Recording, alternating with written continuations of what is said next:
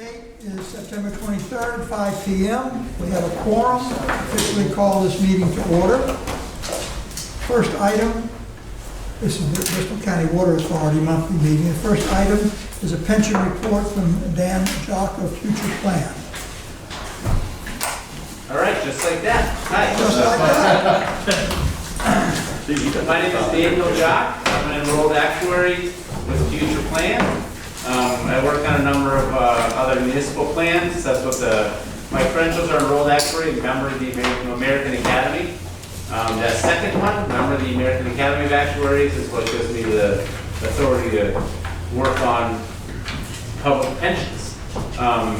Just as a brief aside, I was at a meeting just last week, and they had a camera in the middle of the room, and it had a little dome button on top, and they had everybody in it, and it was a pretty neat way to go. Called an owl. Yes. An owl, that's what it was called. An owl. Look into an owl. Which That was works very well when there's a presentation. But if everybody's going to speak, Yeah, It Alan and I doesn't work very pick up well. very well. we both belong to a group that tried to use that for group discussion. It does not work for group discussion. It's good for presentation. All right, thanks for the feedback. I thought it was pretty neat. And then I started setting up the camera, and I said, I'll speak to this. Okay, so, Oh, we were thinking of body cams. I'm sorry, go ahead. I couldn't.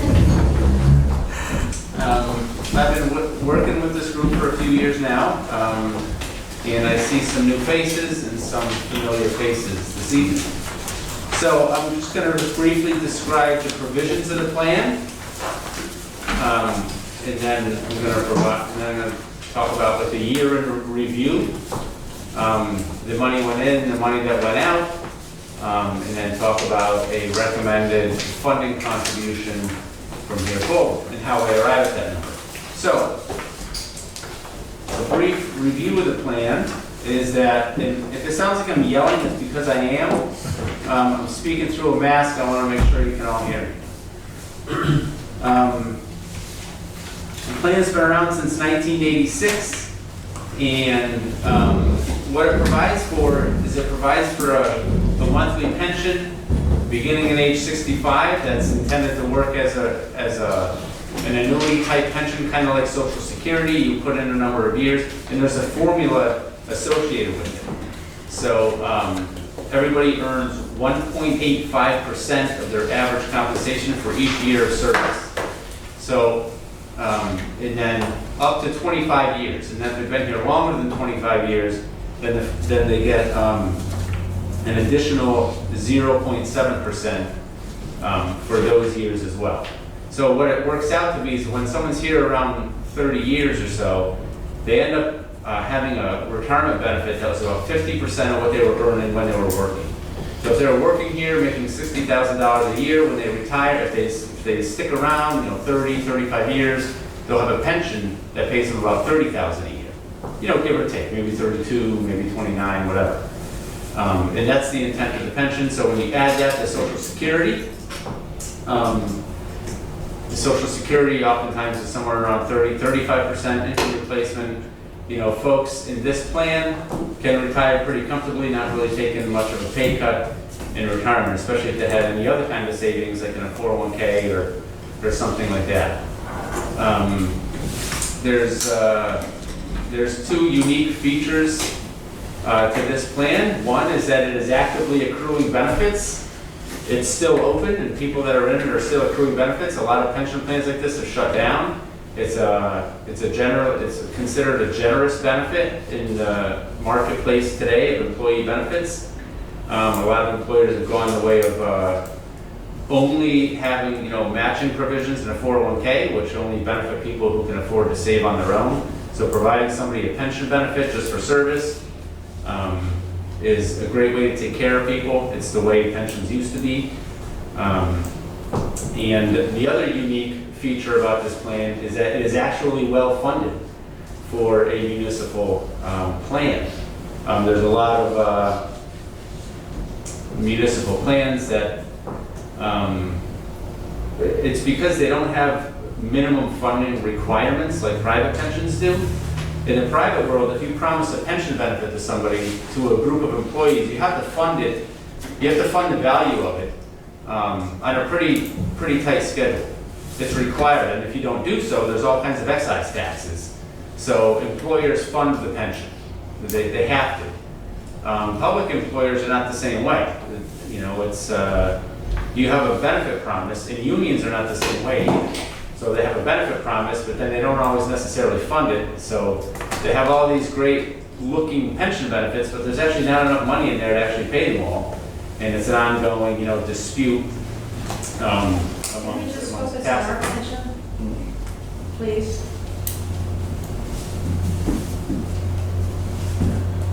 I don't know how to react to that question, Gina, because I'm, out of respect for new members in the room, I'm trying to give them a background. And I've spent about 4 minutes doing so.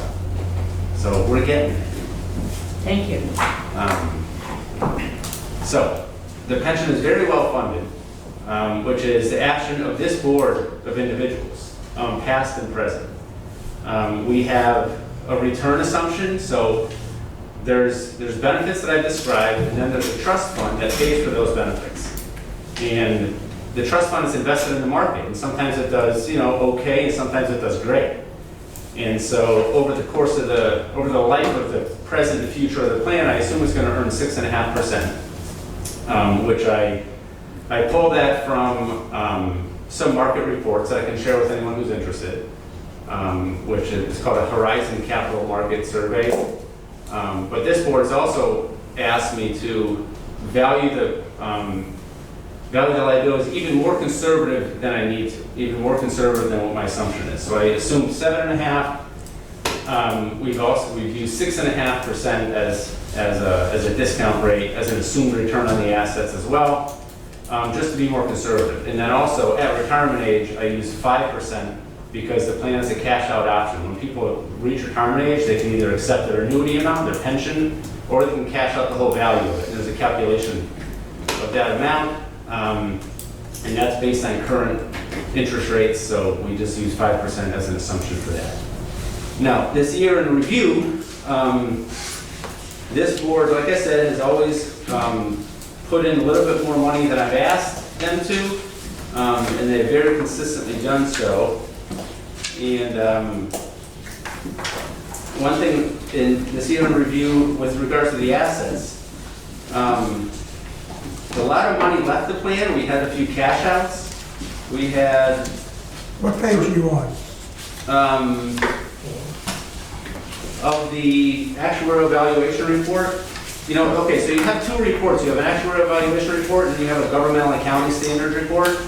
I'm not really going to refer to the government accounting standards report because it's just needed for government accounting. But if you're interested in some of the 10-year schedules, there's actually some cool schedules back there that kind of give you some history of where the plan has been. But I'm talking about the actuarial evaluation report. I'm on page 3.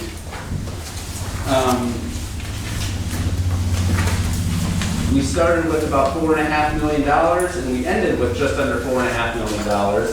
And that's after about 3/4 of the way down, we have service benefits, $1.5 million, 1,536,533.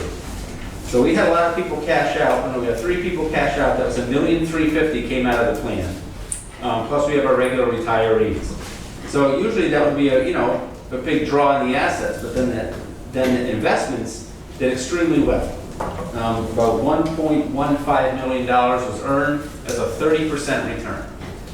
So that 30% asset return paid for the service benefits, it paid for accruals for the actives. It was very fortunate in this past year. So that leads me to my next calculation, which is on page 4, which is the contribution I'm recommending, which I would normally say I would recommend $26,300. But then I also did that second calculation with 6.5%, and I come up with $85,000. Now, to mark that against last year was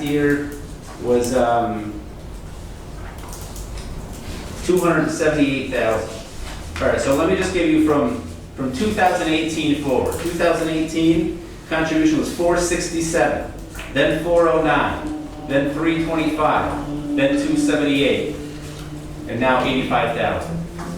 number keeps going down because, people are getting older and retiring out of the plan.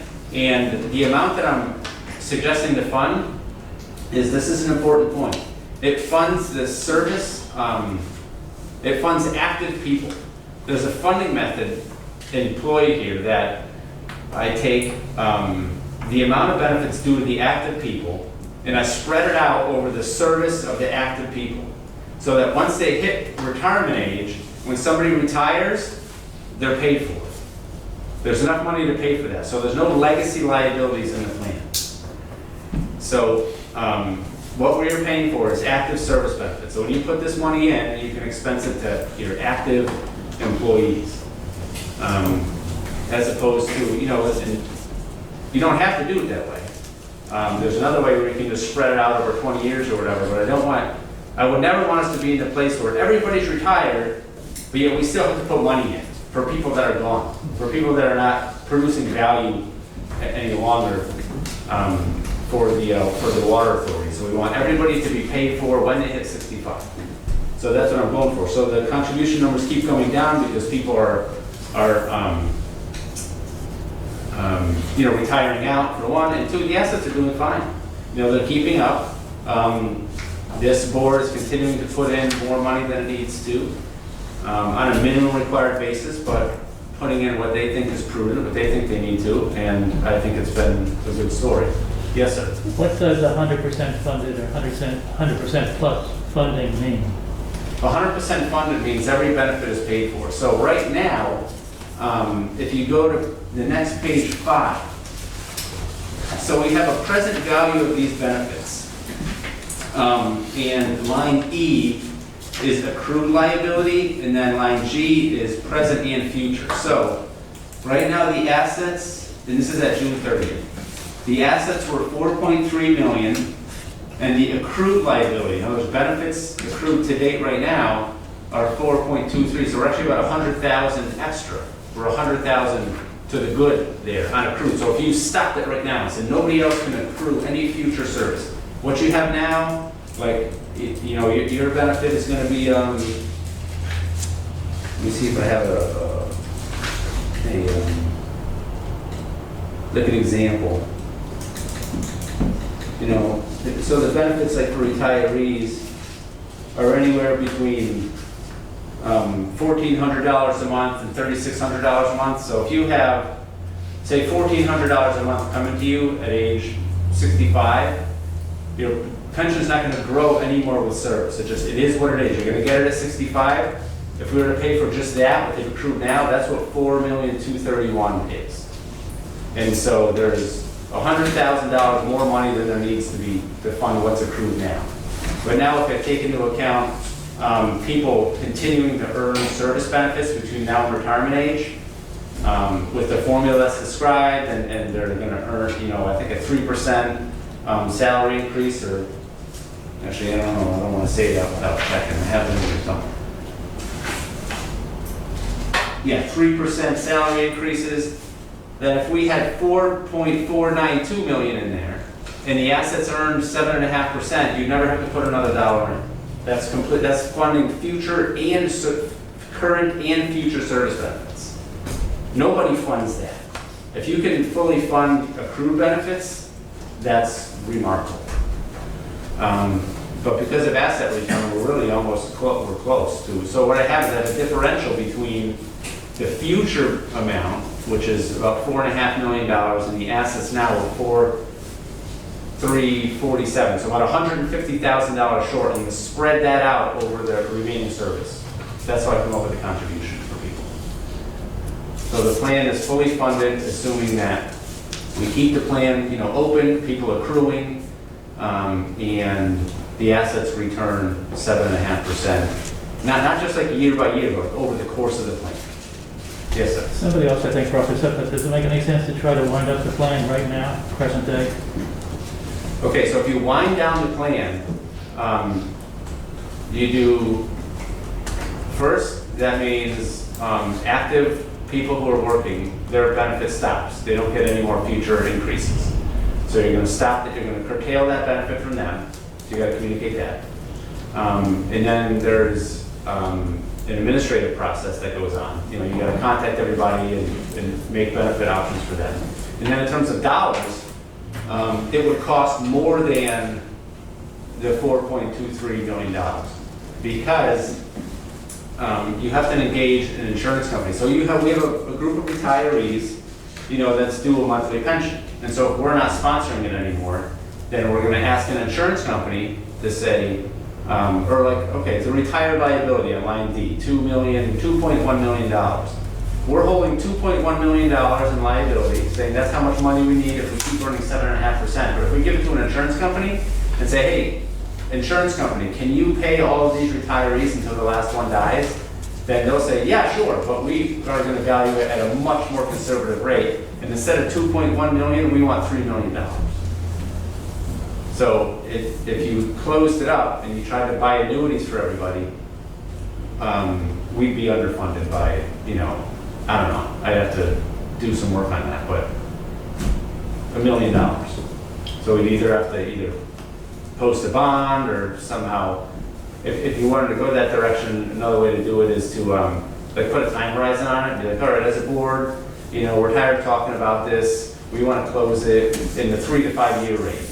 So instead of putting in 85,000, you know, Dan, can you go back and kind of tell us how much we should put in to close this plan out in 5 years? And I'll go back and crunch some numbers and say, yeah, you got to put in like maybe 200 a year and say 85 or something like that. We can do some projections around that. Well, to the extent that we put in 278 last year, Yep. and we had a very good year in the stock market, that we cannot assume that we're going to get a 30% return. Yeah, We might what's be that? money ahead to make that additional contribution and do that, and I think we should do it on an informed basis, so that we know what the number is. The number for what? To close the plan? If we decided to close the plan and replace it with annuities, offload the management to an insurance company, and know what our dollar cost was and walk away from it, which is Yeah. what you were just taking us through, Yes. unless I missed something. No, yeah, that's what I was taking you through. So again, I said the 2 steps to it is one is figure out your communication plan to your active people because you're gonna stop a benefit from them. And then if you wanna look into paying it all out, then I can estimate that. I would use, right now, they're at like 2.5% to 3% discount rate. So I could run that and come up with a liability number and I could estimate that, yes. How many people do we have remaining in the plan? Active people. Does Mark count? He's still here today? Is he here? He is here. There's 7 people. 7 people remaining. Yes. With me. Minus Mark is 6. And it'd be my understanding that those 7 people came on board with the intention that they were gonna have this benefit. They would have the benefit. We're not talking about taking the benefit away from them. We're talking about transferring the future lump obligation and continuing to pay whatever we're obligated to pay until they retire. But what's the Just benefit of take that this out over what from we're doing under- now? Tell me what will happen with our contribution next year if the stock market goes down by 20% instead of up by 30%? Well, won't that affect the private firms too? It's an unknown risk. Would the people, let's say we decided to do this in 2 years, Yeah. 3 years. In other words, I would first have the finance committee discuss this in detail before we and get information from you. But let's say we decided we were going to do this in 3 years. You'd give us the numbers. Would the individuals who were still here working, wouldn't they then go on to the other plan? In other words, that plan, the Yeah, that retirement would be a plan is decision of this sealed. board. What are we gonna do with them? Because they're not gonna accrue anything more here. Right, So but then we wouldn't- all need to decide what we're gonna do. Put them in the other plan. Then wouldn't they I then think go if there are on to? 6 people, Pardon me? I think if there are only 6 people after Mark retires, it's easy enough to say, we have these 6 people, their ages are this, their presumed retirement is that, and make an educated decision instead of wasting time guessing. No, but what I'm saying is, if let's say that the individuals, I don't know how much more time they have, but let's say they have another 7 years or 8 years to work. Some of them have a ways to go. Okay, you know. Wouldn't they then be eligible to go on to what the 457, isn't that what it is? The other plan? Wouldn't they be eligible to go on to that plan, which is now, what you contribute as your benefit? So they wouldn't get as much out of that, obviously, because they're only on it for a short time, but that would help make up the difference between no longer increasing the defined benefit plan. Right, we So it wouldn't be a walking total away loss. from our obligation to pay in Right. until they retire. But I think the thing that Dan said right up front when we started this last part of the discussion is what is your communication plan? And I think that's the key to the whole thing, to make sure that the employees who would be affected understand that they're not going to be losing a benefit. Oh, It's just yeah. a different way of doing things. And the issue always comes down to trust. And will the employees trust us to take into consideration their best interest?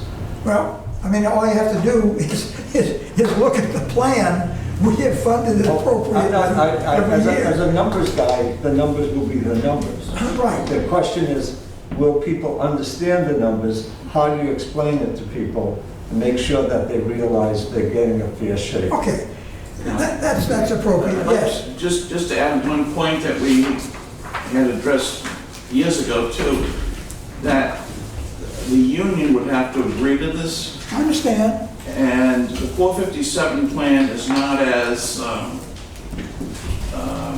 what we want to say it, as plentiful as the pension plan is, if they had stayed in the pension plan. I understand. So you may have to sweeten the pot on the transfer. Put it this way, I We think understand there are a lot of moving parts. we're at a point where, fortunately, we had a very good year on this. So the topic is raised, what about the options? Because we've talked about this in the past. We're not doing anything without a lot of serious work and a lot of serious communication. But I'm just saying, I think the next step would be for the Finance Committee to convene and get some more information and work with Dan and get some projections. And that way we come to the board first with what plans may be, a couple of options, A, B, and C. And then, depending upon the way the board feels, we would then go to the union. And obviously talk to them and all the employees. So, oh yes, I mean, I don't think anybody is giving the impression we're ready to jump off the dock this afternoon and sign some paper. We want to do what's right. Just to give you a glance, other than me, in the next 5 years, there may be one other person going. The rest of them would be in the 5 to 15 years Okay, range. So, okay. And to give you something else that, yeah. go ahead. I think we originally said when it got down to that 5 people left, that would be the time to spend some time to look at the options. I thought it was when we're down to $1 million left in the trust fund, that it would be time to do something. Anyway, we'll Yeah. investigate it. That's- But I think the employees, whether they're viewing this or not, just looking at the history of what this board has done, nothing rash has happened, and we have looked out for the employees, and I think we would continue to. So, let's see what happens. Thank you very much for that input. And just to put some perspective on the contribution amount when you're comparing it to a 457, 457 is a defined contribution plan, so you always contribute the same percentage of pay, regardless of their age. The pension is worth more to older folks than it is to younger folks. So Right. people that are in the 30s and 40s, you're going to contribute 6 or 7% of pay to keep this thing going. People that are in their 50s and such, the contribution could be as high as 20 or 25% of pay. Oh, you mean in the 457? No, in this pension Oh, in plan, the this. contributions, when you put what you're contributing in divided by the payroll that's covered by the plan, it's 20, it's give or take 20% of pay. All right, well, So, I expect you'll get all this detailed information, and undoubtedly you'll make a lovely trip to join us again at some point, at least talking with the committee.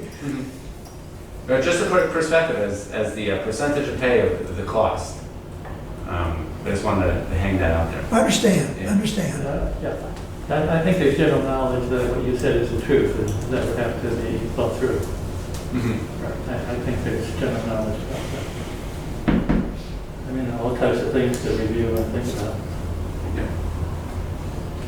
So Dan, are you able to calculate for the active employees now, anticipate, you know, what their annuity may be come retirement age? Yeah, their annuity amount or the cost of the annuity amount? Like the paid amount? What's the, Yeah, the paid amount. how much it would, if you wanted to close the plan 12/31/2021 and just give the whole thing to an insurance company, that's a number I can calculate. Not in my head, but that's a number I can. That's Why a number I not? can Come on, get. that's what we paid you for. That's a number I can get at, for sure, if that helps in the decision. Yeah. Is there any more information you want to give us this afternoon? No, I just want to say, just in general, in dealing with these kinds of plans, the employees, when you switch from a pension to a defined contribution, they don't really understand it. They don't know if they've won or lost. They don't know if they're better off in the old way or the new way. They can't do the math. I mean, it's hard to understand what a pension is worth for life. So you look at the numbers and you make a decision on what you think is best for people. And like you said, Juan, it comes down to trust. Whether or not they trust that you're taking care of them. Thank you very much for your input. Undoubtedly, you'll hear from us through Steve, and we'll have our finance committee dig into this a little deeper and come up with some specific questions and specific options that we'd like to have investigated or priced. Okay. Okay, thank you very much, sir. Anyone have any other questions? Thank you very much. All right, class dismissed. Thank you. Next item 3 is public input. See no public input, we'll go to minutes. There's a board meeting of 8:26. Move to approve? Any questions, concerns? Hearing none, all those in favor, please say aye. Aye. If that was unanimous, it is approved. Thank you. Executive Director's report. Okay. Report for September 23rd, 2021. Phase 1 continues to go well. We are making the last connections to the ends at our location by the pumping station, and also work will continue at the Kent Heights water storage tank facility. They were working in Pawtucket Avenue this past week. They did not do it at night as initially anticipated because they were not able to get asphalt because they have a daily paving requirement per DOT, and there were no asphalt plants that would be open at that time. So they were working out. DOT did allow them to work during the day. A little congested, given the school traffic, but they made some good progress, and hopefully they'll be off there by the end of this week. Phase 2, still working on the geotech borings. I know they just got the state permit to work in the state right away just the other day. So that project continues as well. Still waiting to get a meeting with CRMC to discuss the demo for the water treatment plant and water requirements. Steve, what's the timing for that? What's that, demo? Yes. I'm not sure yet, to be honest with you, Gina. I think it's got to be kind of almost working in conjunction with, the dam removal. We don't really have a timeline on that yet until we get the permits.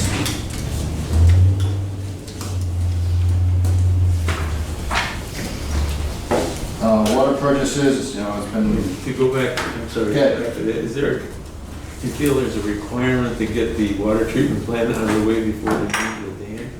So that you're not contaminating what you're going through with the, I don't think so. It's not a contamination issue, no. But I think we need to sit down with the permit agencies first to see, what their anticipations are. with respect to timing on both projects. Okay. You talk about demolition, is that removing the buildings too? Yes. Not just what's in them? No, it's removing and then redeveloping the site eventually, yes. Our water purchases are up a little bit, but still overall for the year, we're down on average. It's been, I don't know, wet summer for everybody. Meter installation program continues. We now have 96% of all new meters. Change outs continue monthly. As I said before, the permits for the dam removals have been submitted to DEM and CRMC, and they will soon be soliciting public comment as part of their process. And because of that, I appeared before the Warren Town Council at their meeting last week just to give them an update on the project. And they also will be receiving a notice from those state agencies. And I wanted them to hear it from us first before they got a notice, about the project. So, and also ask for, they've been supportive to date, and we're going to need to continue to have their support going forward. We continue to receive support from environmental groups on the removal of the dams. Alan and Mike went to an event in Pawtucket. We received another grant for $80,000 as part of a larger grant award to the state from a group called Restore America's Estuaries. I guess it's very much of everything intended. Is there an estimate of what the total cost of the removal would be? Yeah, it's about $2.5 million for both. So we have another grant pending with National Fish and Wildlife Foundation. And I also just received a voicemail today from the Infrastructure Bank because they, through their resilience fund, provide a $1.2 million grant for the upper dam. And she gave an indication that there appears to be some additional funding available in that program. So I'm interested to see how much more they have, because she asked if we have a funding gap. So they may have some additional funding for that project. So we're almost close to almost having that project fully funded as it is, but we're about $1 million short. This month has been filled with some conferences and trainings. I attended the New England Waterworks Conference in New Hampshire in mid-September. It's the first in-person event well over a year, well attended. And the Rhode Island Waterworks also had their annual training and expo last week, and we were able to send a number of employees there to receive their credit hours. And tomorrow we'll also be holding our own safety training day for our operators. Staff will be receiving confined space training, and there'll be other sessions like deconditional and other training. So I want to thank Lauren and David Silva for putting that program together for the employees. Do they have that competition that they have every year, assembling a hydrant? Not during these programs, Oh, okay. but they do that in the spring. But no one wants to compete against us anymore. They just don't seem to dominate.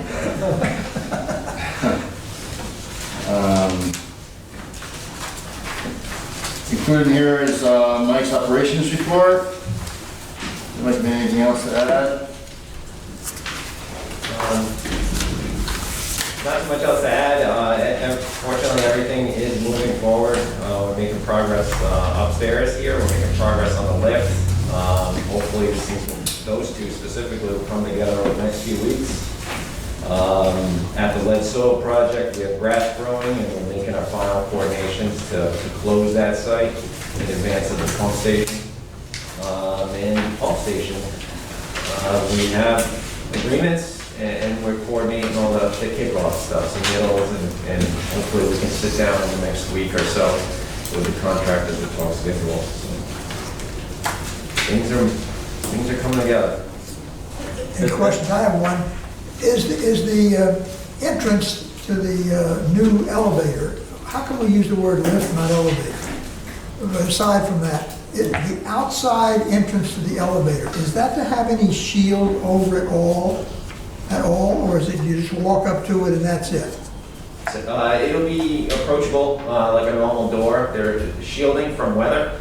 The roof is cantilevered and it'll... So there will be a bit of a Yes. roof? Yeah, Oh, okay. it will not be enclosed, Right. just a simple extension of the roof to mitigate some of that snow accumulation, I understand. rain. Otherwise, wide lift elevator, from a regulatory perspective, it is an elevator, but it is simply a electrically actuated lift Gotcha. to raise it 5 feet. England. Thank you. Any other questions? Anyone? Yes. A minor one. The meters, I assume sometime in the future we'll have 99.9%, but the question is there something out there that's holding back completing that? Is there something that's... It's response. So we got to 90% very quickly. And that was through engagement of the customers. That engagement went up to 4 or 5 letters. So now, essentially the chase is on. We're actively pursuing, we're calling, we're sending cards, trying to get as many appointments as possible. So it's a manual effort now versus before people would approach us. We had our electronic portal where you could make appointments, and that's when we were in the very aggressive portion of it. This is just unfortunately a function of the response. May have to look at other tactics. Yeah. Turn the water on and off? On and off? Okay. Any other questions? None? All right. I guess, Sue, you have a report there? Yeah, construction also ongoing. We'll talk a little bit later about the cleaning line project, but the actual work for that project is complete, as well as the paving. Just a few, Have to speak louder, please. sorry, just a few restoration issues left with the cleaning line project. All of the work and the paving is complete. We'll talk a little bit later on the agenda on that. The 2 projects that are going on this summer, the second one, contract 2, is almost finished, and I'm pretty positive that in the next few weeks that work will be complete. That project went along pretty well. And the first contract, Ambra, is not going as quickly as we anticipated, but it is being completed on Medicom Ave. If you've tried to drive there, you know that it is. But there are 2 sections to it. The southern end, which is from where we left off a few years ago up to Gooding Avenue, is almost done. In fact, that May next week will be getting tested. But then there's a second portion going from Gooding, Tupelo Street north to Fatima. And obviously, we're not to the end of the year yet, but in construction terms, we're getting towards the end of the construction season. So both sections need to go in, as well as then they get tested and all the services and the side streets have to be connected. So it remains to be seen if it will all be done in this season, as was originally scheduled. Understand. Any questions? Is the work on Tupelo our work? No, down at the bottom of the hole there. Yeah. No, that is not. Well, the whole road seems to be being reconstructed. Yes, yeah, right in the middle of Tupelo. Yeah, no, that's not us. And there was National Grid crew basically in front of my house the other day. Was that something we were doing? No. And I saw them further on Hope Street this morning as well, but that, no, it wasn't us. Have to pay your electric bill. Could be. Okay. Any other questions, comments? Thank you. Yeah, I guess And Randy's just report. one comment on those 2 projects, though. They are part of a project, an overall project to transfer many people onto our high service area. But if customers do ask, we do need to complete the pump station as well before we can transfer the people. So they will see the water mains getting completed and the construction finishing, but we're not going to be able to transfer the people over till probably mid to late next year when the pump station's done. Okay? Well, you will probably issue a report to them, a letter, something that will explain what's going on. We'll try to do something in the newspaper that it's a lot of Sure. mailings, but yeah, we'll try to get the information out Okay, on that. thank you. Randy's not here, but his single-page report. Anyone have any questions about that? Cox has been in here running new lines in the building, so that is moving along. It's nice to know we're going to save money with the phone. Okay, the financial report. All right. Here you have August. Let's just go over a couple of sections really. The page 4, the August 21 versus 2020. If we look, the revenue is down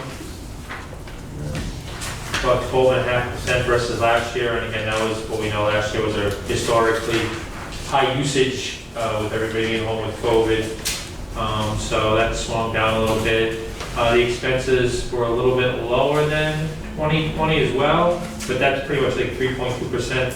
That's pretty much what it was in July. I think I had 3.1 or 3.3 in July, so it's pretty consistent expense-wise, July to August. On page 5, you have 6 months ended 2021 versus 2020. And again, the revenue had a high summer last year. It's going to start creeping down. We know that July was very wet, so it's going to start creeping down. It looks like the revenue is only down 1.6%, and again, that'll start creeping down some more. That's actually over 3.5% swing from July. July was like 2.5% above. So you're starting to see the creep down of this wet July and last summer being a really good business summer for the water industry. And the expenses are pretty much consistent too. It's 0.6, right on path with last year, consistent with July as well. Page 6 has the actual versus budget. Again, that's starting to creep down just a little bit. Revenue's over budget 8%, which is a good thing. And expenses are still under budget by about 10%. So that's a good thing. And we're starting to see, I think July revenue was over budget, was like 9.3%. Now it's 7.9. So again, it's starting to creep down a little bit. And we'll continue to see that creep down into September and October as July gets fully filled out. And Mark was reminding me that probably in the October or November meeting, we'll have Washington Trust come out to go over the investments we have with them. We're going to go back and see if it was October last year or November, or coordinate with them and have them come out for one of those 2 meetings. Very good. Any questions? Thank you very much. Mark, how come you couldn't do that?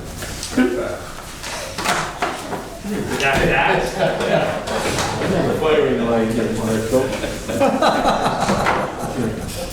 I'm still new, that's all.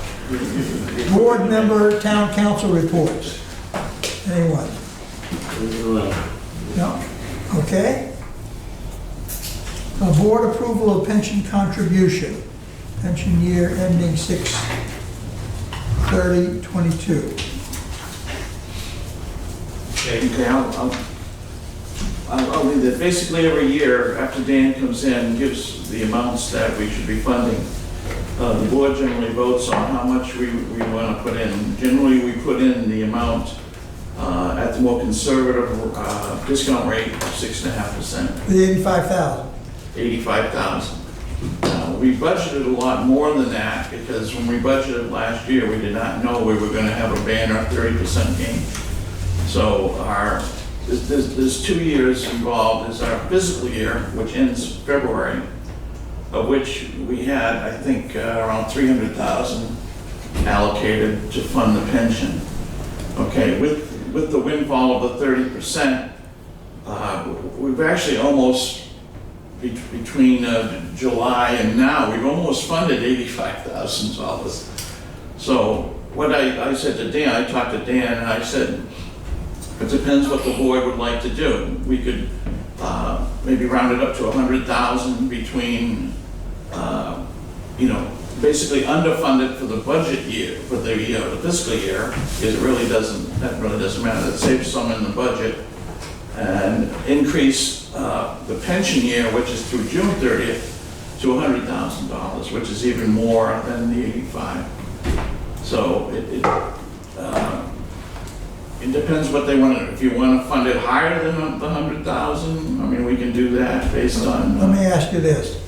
If the finance committee is going to take this challenge and work with the actuary and come up with some options for us to deal with, what is the deadline that you have to know from the board what that funding must Well, be? the funding's on the cash basis, so it's money's, you can't come back to me in February and say, we want to put in $250,000 we would probably like to know in the next month or two. I think the decision of doing anything is probably a year or two away, like Dan I said. understand, but getting information. We budgeted 250,000. Yeah. Right? The budget for the year ending February 28th, when we did that a year ago, we had said it was either 275 or something like that, 300,000. So we made that money in the year, so we're not obligated to put in. But we're not 100% funded, correct? As he said, at this point in time, we are. Yeah. But if we want to cash out, like his thing, you go to an insurance company to pay out annuities, you're going to have to come up with another $800,000 because they're going to base it on a 2% discount rate, not what he's figured in. Yeah, Mr. Chairman, I'm not confident we're going to get this resolved in the next 30 to 60 days. No, I'm sure we won't. I think it's a longer term decision of what he's going to come back at. Mark, based upon what we know now, with everything, on the table that we have in front of us, what would be your recommendation as to the amount? For our year end? For the amount we're... To vote tonight. To vote now. To vote now. What would be your recommendation? Yeah, I mean, I think, we thought 100,000 might be adequate, more than he's asking for. No, I understand. So 100 would be a reasonable amount to put in at this point. I'd like to make a motion that we fund the pension with $100,000. Is there a second to that? I'll second that. Discussion? Just a question, and I may have completely misunderstood what you said, Mark, a moment ago. You said something along the lines of, we've already made, or you've already paid, I thought you said, $85,000 in. We're pretty close to $85,000 in. Right, so. For the pension year, which is June 30, we've already paid through July, almost $85,000. Because they've been paying on a period, on a monthly basis, Yeah. according to our budget. Which would mean we put in almost very limited between now and June 30th to bring it up to the 100,000. Okay, so if we go to 100,000, we only have to pay 15,000? Roughly, yeah. Correct. Or between now and June 30th, right? And if tomorrow, and I certainly wouldn't want to see this, none of us would, there was a horrible activity in the stock market and everything went down by a considerable amount of money. Thank God I'll be gone and I'll have my money. But I guess my question is, It's not in stone, it's not in stone, I mean, Right. we can make adjustments, whatever we want to do along the way. but my point, I guess, is we only really have $15,000 to make up. Yeah, I mean, The more But actually, conservative would be the pension year- to put in the whole amount budgeted instead of 100,000. Right, but they've already put it, the amount budgeted is 200 and something thousand. Right. So I think the motion would be that we pay the $100,000 on a full fiscal year basis to fund the pension for this fiscal year. So that would take into consideration that 85,000 has already been paid. The total would come to 100,000. Okay, so we would actually, Be adding 15 more. Right. We could say the total amount to be contributed to the pension this year is 100,000. We could add that 85,000. so we'd be ahead of ourselves for next year. No, that would just be for this year. It would just be for this year. Let's not overthink this. Yeah, that's not. We have an opportunity, as I understand it, we have an opportunity within the next several months to make a slight change, which will be easy to make up, because we have plenty in the budget right now, and we've been fortunate to be very well to fund it. The other thing we could do is let this motion die, think about it, come back next month, and decide, do we want to say 100,000, or do we want to go with what we originally budgeted, which would put us over the top and get us on the way to being able to annuity this off? Be advised, it's a different timetable. Fiscal year budget was from March 1st until February 28th. Right. So what we put in March, April, and May, and June, there's 4 months that goes into the fiscal budget. It doesn't go in the pension, the 100,000. So the budget's probably going to be more than 100,000 when we finish it for the Right. 12 months ending February 28th. Right. But the time frame from July 1st till next June, we're hitting that 100,000. Those are the numbers that he works with on the pension year. But the first 4 months, you were doing it at 1/12 of 275. Well, we were doing it at whatever we needed to get to last year's number on Right. on June 30th. Right, I okay. can get you that. So we're not, if we agree at this point to 100,000, we're not endangering ourselves for falling short, and it gives us plenty of time for the committee to do some work and for the board to do some work and figure out what kind of things we want to do. And then, because we all recognize everything has to work with the union once we have something to tell them. But it sounds like, well, at least the 100,000's already been paid in, based upon the way you're doing it, right? Almost 85,000 85,000. through August. We didn't make a payment in September because we knew we were getting close. So the total amount in the budget was how much again? 250 or something? Was it in here? Total in the budget this year. Off the top of my head, I think in the budget for the year ending February 28th, I think it was close to 300,000. I think you budgeted the same as we put in So last if a year. third of the year has gone by, that would be 100,000. Let's see, we set that. More than 100,000's gone in. I mean, if we hadn't made 30%, We haven't? we We had. hadn't. So that's kind of the extra 200,000 that I had in the budget, we made by earnings that we didn't have to. Well, I'm starting to get more confused as to what money you're pulling out of which fiscal year half. But I would just go back to the simplistic thing here, is if we budgeted for a certain amount and we're in the position of having the money to pay that money we budgeted, well, then we should pay the money that we budgeted. We're not mandated to spend all the budget. No, I'm not saying about mandate, but we went into a budget with money in each one of the categories and so forth, and we're trying to stick to that. And here we are in a fortunate situation that we can actually spend the total amount that we budgeted. So why not do it? So you want to defeat the motion and stay where we are right now? I won't vote against the motion, but I'm just throwing that out. But it's, again, you're looking at two different time periods. Right. The budget and the pension year. Right. They're two separate issues. I understand.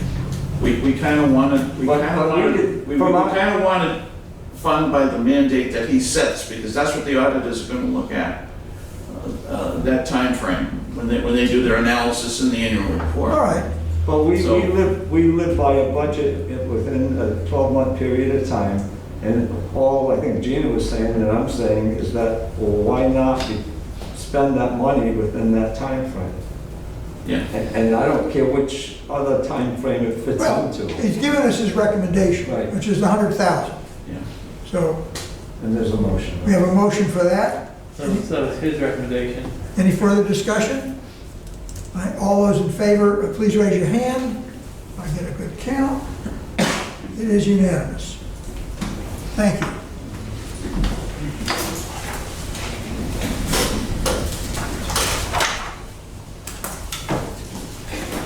award for the backup service.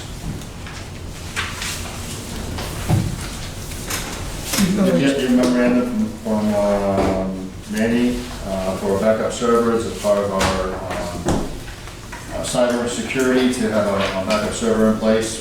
He had discussed in his previous. Second. Motion's been made and seconded. I have a question. Is like most of the things we do, there's a contingency fund. Is there any need for some percentage contingency? No, this is this is an equipment purchase, So so. just bring the thing in and plug it in. That's correct. Okay? I'm gonna say it's that simple, but I know it's not that simple. Okay. All right. All those in favor, please say aye. Thank you. It's unanimous. And you want 250,000 for the contract 3839, move to approve. Second.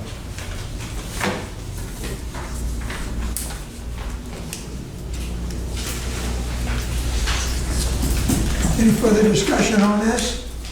Just the cleaning and lining contract? I guess I'm not sure if I understand the math. If we awarded a project for 1.7, say, and then you expanded the scope for 650, which comes out to 2.35, but you want a amended budget for 2.7.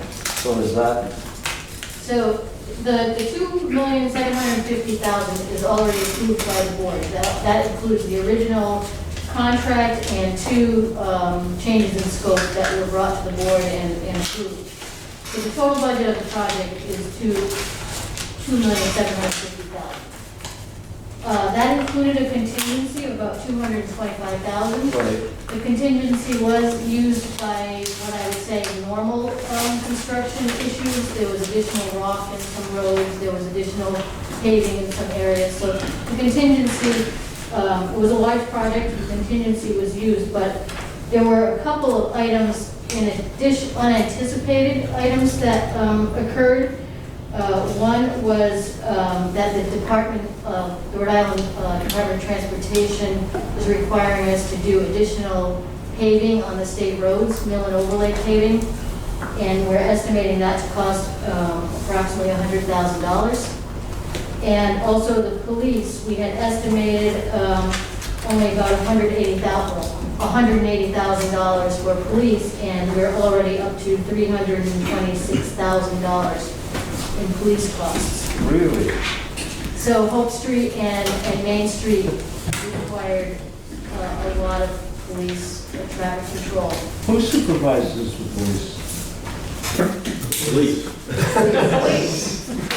Yeah, we really are not allowed to give our opinion on the number or location of police. That's No, their- but, if the police are acting as an inspector almost from the passing motorists, as opposed to directing traffic, they get paid that anyway, right? Yeah, we're, Yeah. and the other is, one thing that's changed over the last few years is that we also pay for cruisers. So in addition to the hourly rate for the policemen, we're paying an additional $25 an hour for the cruisers. That do work actually quite effectively, but Under what conditions do you not have to have police? none. They refuse Took you on to. state road. Why is it, I see other utilities, most notably National Grid, without any police? I saw two police out there on Hope Street today with the crew. Oh, I've seen them, but I've also seen many jobs when they're not there. Depends on what road they're on. If it's a side road, there may not be It's my necessary. understanding, if they can't provide the police, you can go on with the job. You proceed with the work, if they don't show up with a policeman. It doesn't shut the job down. Okay. Is that correct, Sue? I don't know that for sure, but I know that in the case of these projects, because it was known work that we schedule the police, they are there. Maybe some emergency work Maybe that happens. maybe it's but emergencies that I On understand. these projects, the contractor actually has to order the police the week before, and, it's well scheduled. But mean, the hours are all confirmed by, our inspectors that they're out there. It is high, but you look at the roads that we did work on, I mean, very high traffic areas, and so oftentimes you would only have sometimes an officer on both sides, but even though sometimes directing people coming in and off the side streets. Understand. But, and it's really for us to go in and say, well, you don't need an extra, this police officer there. If we said that and something happened, I mean, we'd be liable. Okay, we're ready to vote? All those in favor? The actual motion was for the 650,000, is that the correct amount that we're adding? I believe it's 250,000. 250. 250. Okay. All those in favor, please say aye. Aye. And any opposed? It's unanimous. Alan, to clarify, that's to approve the 250,000. Yes. All right, we're going to go into executive session, all for legal issues. When we come out of that, will the board be taking any information or any actions other than sealing the minutes and closing out on? Nope. Okay, so be aware then, once we go into executive session, the only thing will happen after we come out will be to seal the minutes and close our official meeting. Alan, I need to leave at this point. I have a zoning board meeting I have to get to. Understand? He was quicker than me, huh? Entertain a motion under Rhode Island General Law 42465A2 for the following items. North Farm, Providence Water Supply Board docket 4994, Anawan Dam, Bisco arbitration, write-in notice of violation, Hope Street lead issue, those items, and of course, executive session minute approval. So moved. Second. All those in favor, raise your hand. It's official. At 5:02, we're going to go into executive session. Thank you.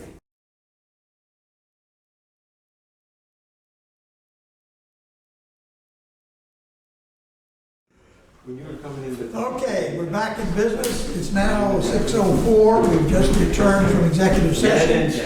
Entertain a motion to seal the minutes. Moved, seconded. All in favor, please raise your hand. Yeah. That's official. And now a motion to dissolve the meeting. Motion to adjourn. Adjourn? Yes, all in favor? Aye. It is done. It's 6:30. Yeah.